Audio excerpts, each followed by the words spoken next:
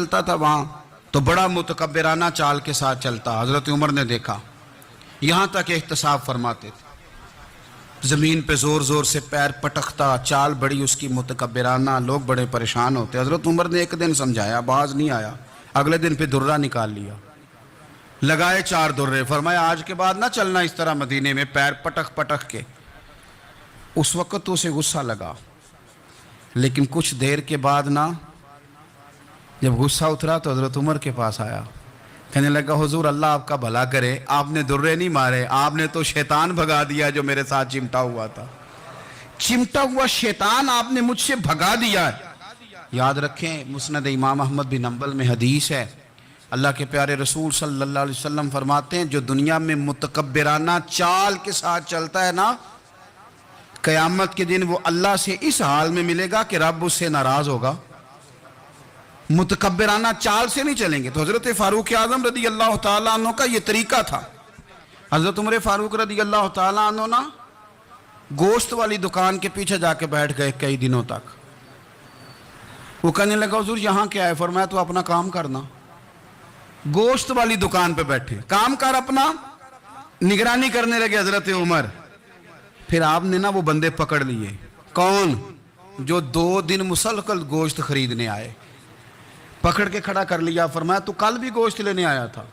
حضور ہاں. فرمایا آج پھر کھائے گا؟ حضور جی. تو آپ فرمانے لگے کیا تیرے محلے سے غربت ختم ہو گئی ہے؟ تیرے رشتہ دار سارے پیٹ بھر کے کھاتے ہیں, تو 2 دن گوشت لینے آتا ہے. فرمایا آج کے بعد مسلسل گوشت لینے آیا تو درے سے ماروں گا, خبردار یہ کام نہ کرنا. یہاں تک نظام احتساب کا جب خیال رکھا جائے پھر حالات بگڑا نہیں کرتے, پھر وہ قابو میں رہا کرتے. حضرت عمر فاروق رضی اللہ تعالیٰ عنہ اس ترتیب کے ساتھ اصلاح کرتے, اس ترتیب کے ساتھ. سیدنا فاروق اعظم رضی اللہ تعالیٰ عنہ کی ایک بات آخر میں عرض کرنی ہے, وہ میں بھی اپنے اوپر لاگو کروں, آپ بھی غور کریں. حضرت عمر فاروق رضی اللہ تعالیٰ عنہ نے نا خط لکھا حضرت ابو موسیٰ اشعری کو. آپ فرمانے لگے یاد رکھنا جو گورنر, جو امیر اپنے رب کریم کی فرما برداری کرتا رہتا ہے نا, اس کی رعایا بھی اس کی فرما برداری کرتی.